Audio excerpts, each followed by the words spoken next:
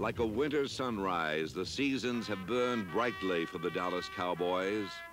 For an unprecedented 8 straight years, Dallas reached the championship playoffs.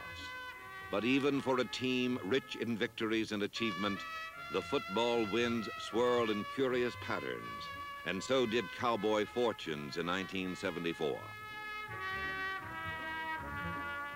Many thought their star would wane from age, but in point of fact, Dallas was young, not old. Every member of Tom Landry's roster was homegrown, not acquired by trade or taken from the waiver list. In 1974, the veterans stabilized Dallas until talent and potential sprouted into experience. 1974, a year of growth for the Dallas Cowboys.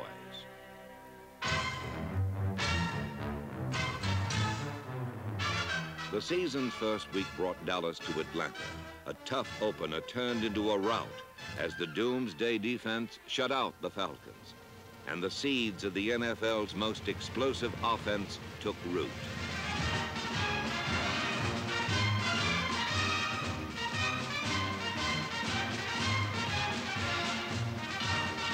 The legs of Roger Staubach carried Dallas to 1 touchdown, while his right arm accounted for another.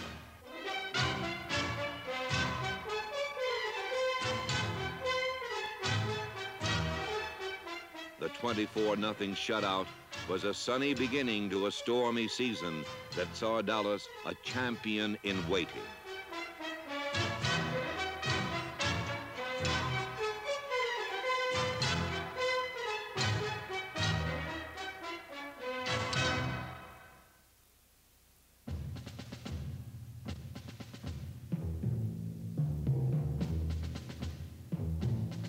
The Doomsday defenders were hobgoblins on Monday Night Football as they chewed up the Eagles and bit deep into the passing pocket of Roman Gabriel.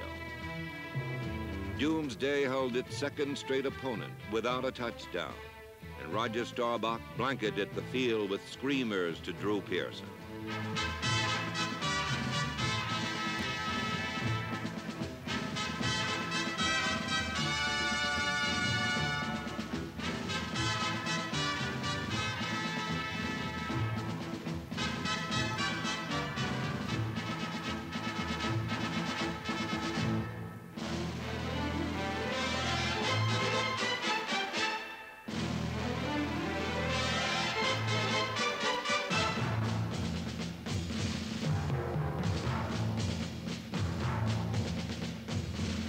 But even though Dallas tramped up and down Veterans Stadium and Pearson caught 10 passes for 161 yards, the Cowboys mustered only 1 touchdown.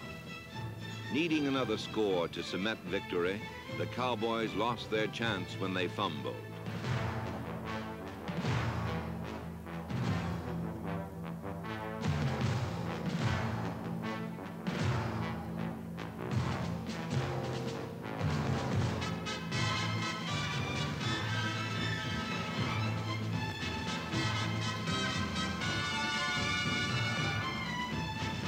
Joe Lavender's 96-yard touchdown spurred Philadelphia to a 13-10 win, and the Cowboys to a 4-game losing streak. A shocking loss to the Giants was followed by a last-second defeat by Minnesota, and then a cruel final-minute triumph by Don Coryell's St. Louis Cardinals.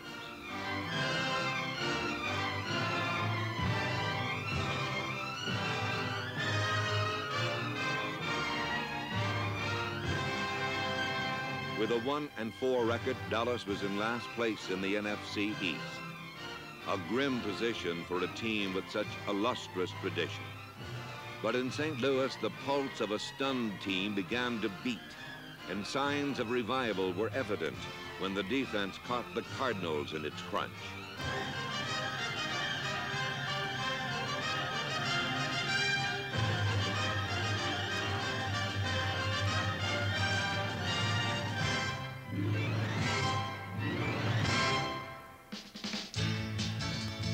Doomsday battened down its helmets and hit, while the offense revived flagging spirits, put on its game face, and shrugged off the hurts. The murky despair that shrouded the early season cleared, and Dallas geared up for some game-breaking football.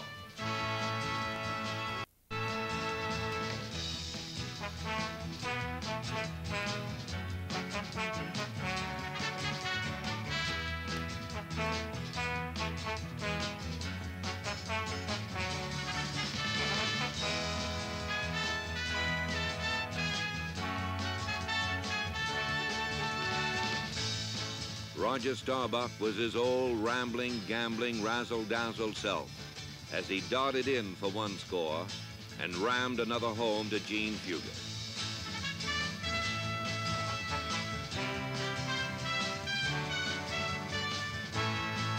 All the special team members did their share, but Dennis Morgan did more when he blazed 98 yards on a punt return.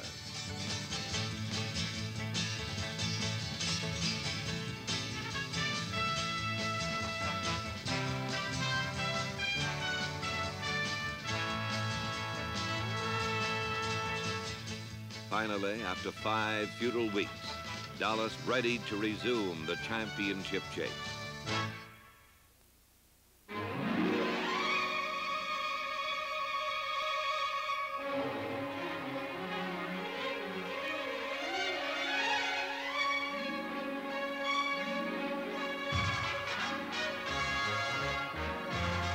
In week 6, Dallas stormed over the Eagles. The offensive line gouged giant seams in the Eagles' defense, and Cowboy runners powered through. The Cowboys buried Philadelphia 31-24, and then spilled into the lap of their old buddy, Craig Morton, who now wore the true blue colors of the Giants. The defense held its third opponent in 7 weeks without a touchdown, and Dallas took the quick route to victory as 2 bombs laid waste to New York. The first was a perfect rainbow from Staubach to Drew Pearson.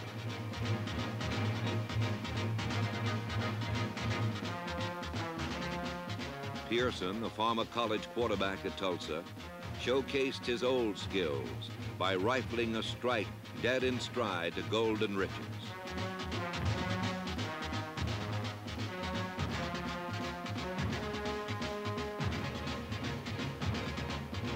The 21-7 conquest of New York keynoted a revenge match against the first-place St. Louis Cardinals.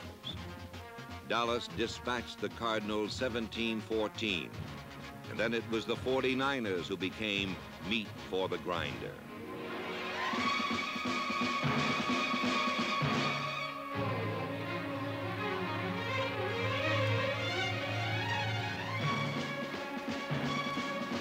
Dallas broke San Francisco in half like a twig and won its 4th in a row, 20-14.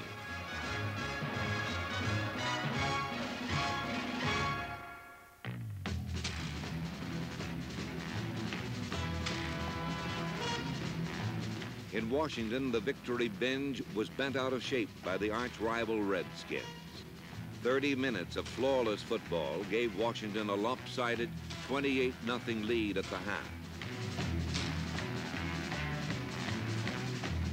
Down by 4 touchdowns, Dallas pride erupted, and the scrimmage line, once dominated by the Burgundy, lay awash in white jerseys.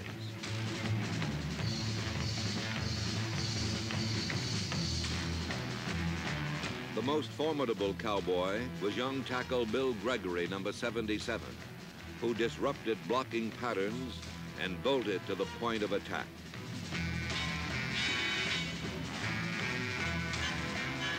The Redskin offense huffed and puffed and finally wheezed in the dirt of RFK Stadium.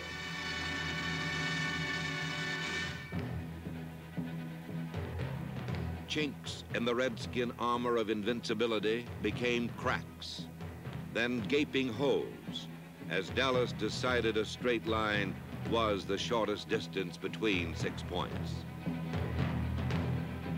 With the score 28-7, it seemed as hopeless as Tennyson's Light Brigade. But like the 600, Dallas ignored the cannon's volley and thunder and charged half a league, half a league, half a league onward.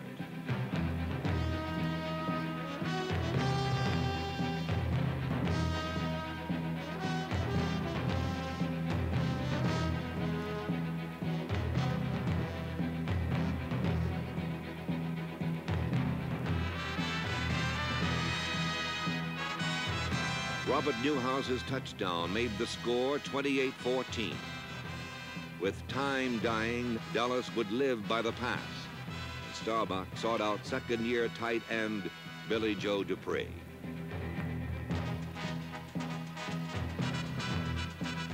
Dupree's oak-tough body stood tall in the gut of the Washington zone, and his second touchdown cut the Redskin lead to 7 points.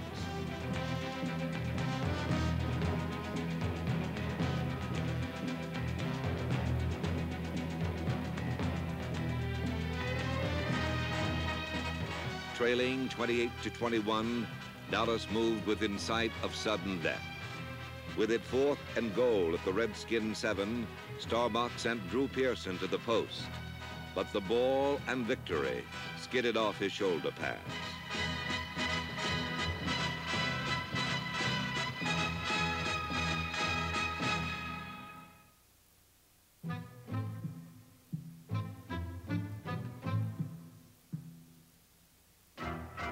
With a 5-5 record, Dallas was all but eliminated from the playoffs. But for the thousands who poured into Texas Stadium, hope still flickered faintly. One big reason was the doomsday defense, a young unit whose theories were based on team, not individual play, and whose motto was, the strength of the pack is the wolf, but the strength of the wolf is the pack.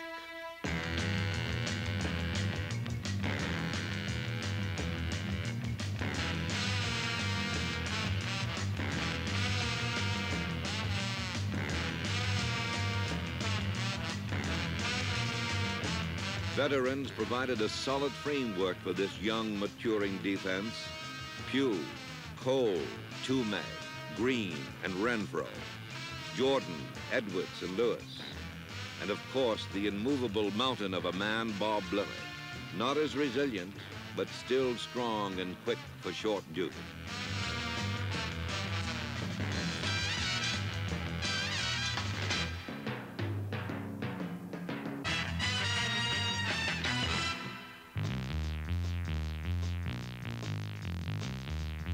For defensive ends, Dallas displayed 2 young lightning bolts in rookie Ed Too Tall Jones and second-year man Harvey Martin. Unknown and overlooked, Martin, number 79, was a sensation in his rookie year. Doubters who predicted this media would burn out the second time around soon squirmed with every quarterback Martin blew away.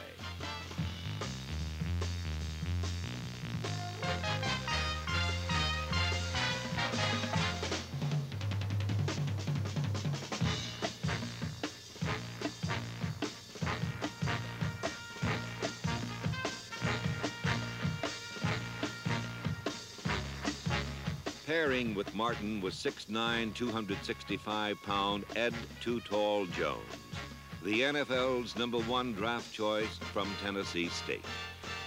Like every #1, Jones was a marked man whose imposing talents came under the critical focus of many eyes. To fans, teammates, opponents, and press, Jones had to pass muster.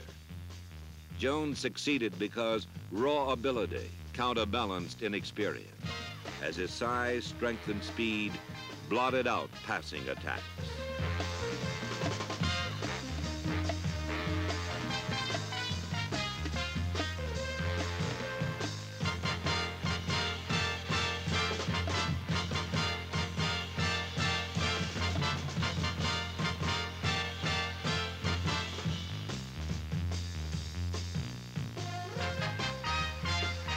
Jones left a trail of quarterbacks in his destructive wake, and in week 11, the offense rested as Too Tall, Harvey Martin, and Bill Gregory outmuscled the Houston Oilers for the bragging rights of Texas.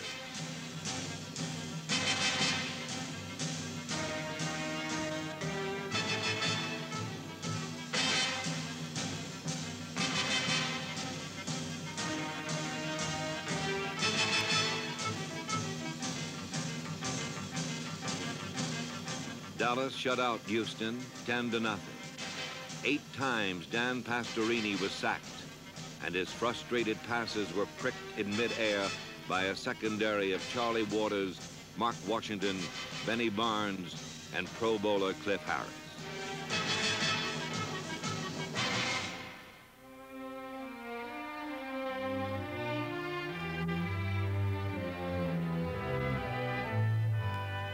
On Thanksgiving, Washington came to Texas Stadium.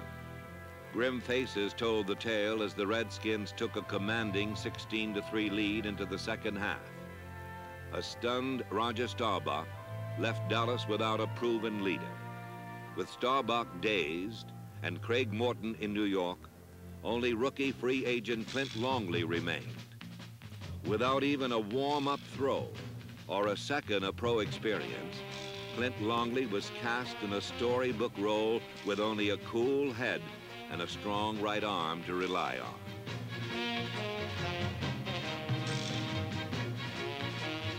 Longley's touchdown to Billy Joe Dupree brought Dallas to within a touchdown of the lead.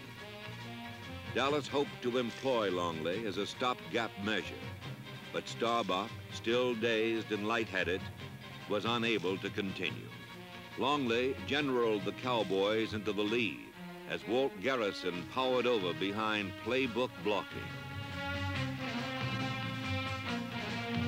Just as Dallas stood pat with a winning hand, a joker named Wayne Thomas slipped into the end zone and Washington reclaimed the lead. But a storybook hero rarely loses out in fiction, and neither did Clint Longley on Thanksgiving Thursday. With a score 23-17, Dallas stood 50 yards and 35 seconds away from victory. 50 yards through a defense eagerly laying back for the bomb they knew would come. It came.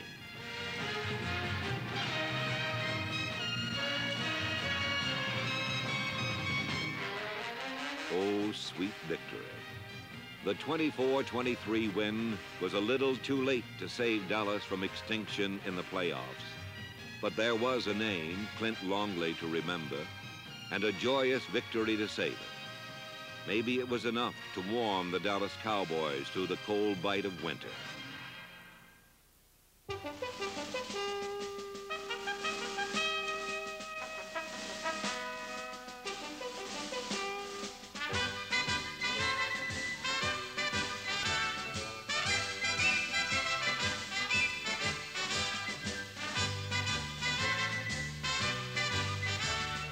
There was much to be proud of for the Dallas Cowboys in 1974.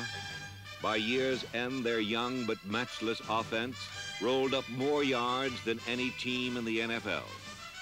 The cornerstone was an offensive line composed of tackles Rayfield Wright and Ralph Neely.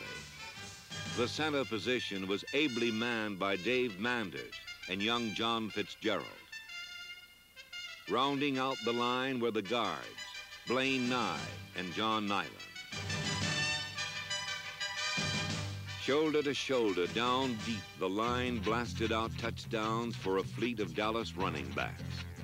Only a series of nagging injuries prevented Calvin Hill from joining the coveted 1,000-yard club for the third straight year.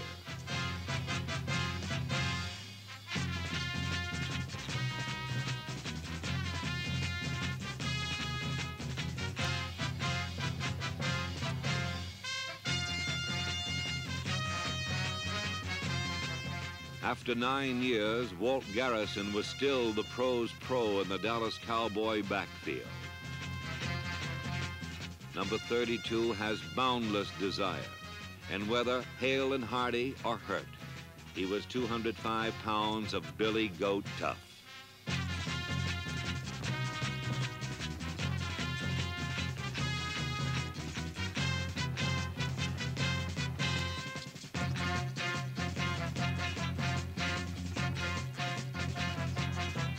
The Cowboys possessed quality depth at running back. There was rookie Doug Dennison and Robert Newhouse, who skimmed the surface like a low-slung sports car. At 5'9", 205 pounds, his rubber ball body bounced into secondary.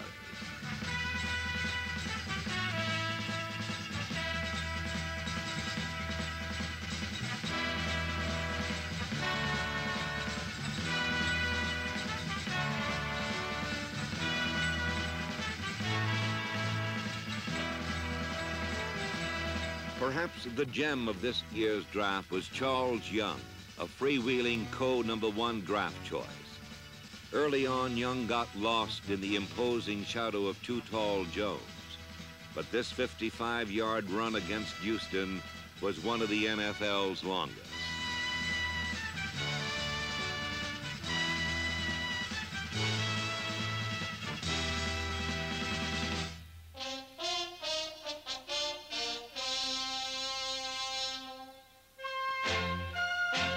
Three second-year receivers afforded the Cowboys the most versatile and explosive passing attack in their history. 2 years ago, a free agent quarterback turned receiver named Drew Pearson was given little chance to succeed. In 1973, because of injuries, Pearson was force-fed with X's and O's and became a starter.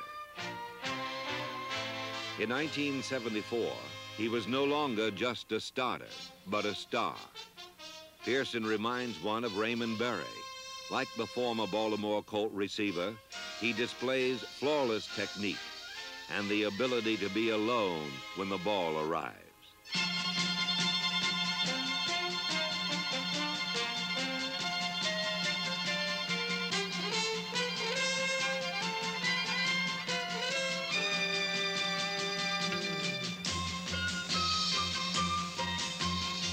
But what separates Pearson from Berry is what happens after the ball arrives.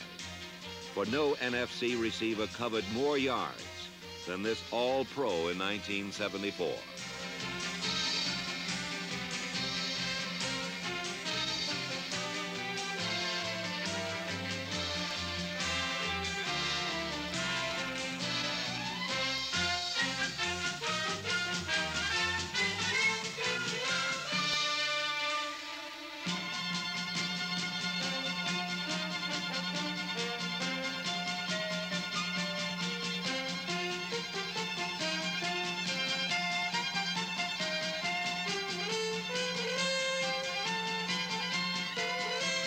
Golden Richards has a movie star's name and winged feet.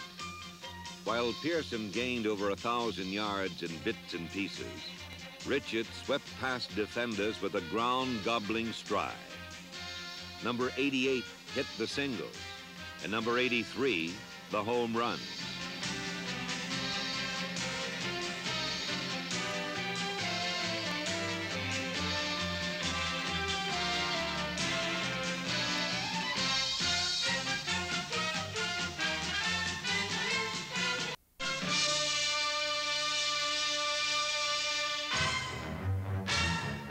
The position of most marked improvement was tight end.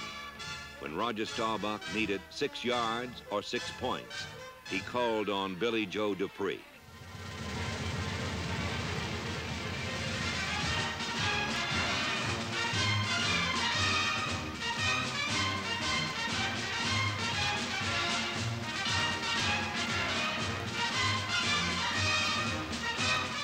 When the big play was needed, it was as simple as 1, 2, 3. And the sum of Dupree, Richards, and Pearson added up touchdown.